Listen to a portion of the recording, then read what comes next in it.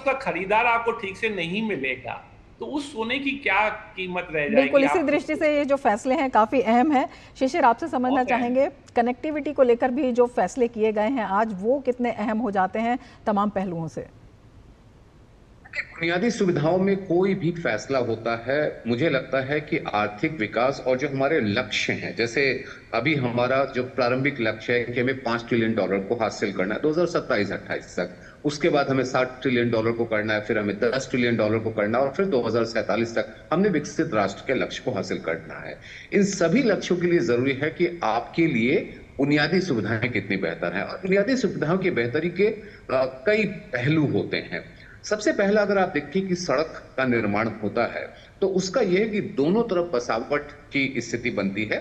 दोनों तरफ औद्योगिक परिस्थितियां जो है वो ऐसी अनुकूल बनती हैं। दूसरी बात कि सड़कें अगर वो रेल मार्ग से जुड़ी हैं, तो पॉइंट टू पॉइंट कनेक्टिविटी, यानी कि फैक्ट्री से माल एक जगह पे पहुंचा और फिर वहां से वो बाजार तक पहुंचा, उसी तरीके से कच्चे माल है फैक्ट्री तक जाना है। तो ये बुनियादी सुविधाओं का एक सबसे बड़ा फायदा ये होता है कि आपको अपने उत्पादन की लागत को कम करने में मदद मिलती है। तो एक तरफ आपके लिए और उद्योग का विकास करना है, दूसरी तरफ आपके उत्पादन की लागत में कमी करनी है, और तीसरी तरफ जो सबसे महत्वपूर्ण पहलू है कि सड़कों का निर्माण हो, चाहे रेल की पटरियों का बिछाया जाना हो, वो रोजगार के बड़ी संख्या में रोजगार के मौके पैदा करता है। तो ये तीन तरह के अगर तीन पहलू को ध्यान में रख करके चले और अपने लक्ष्य को देखें, $5 ट्रिलियन 2027-28 तक, 2030 तक आपका $60 ट्रिलियन और 2033 तक आपका $10 ट्रिलियन का,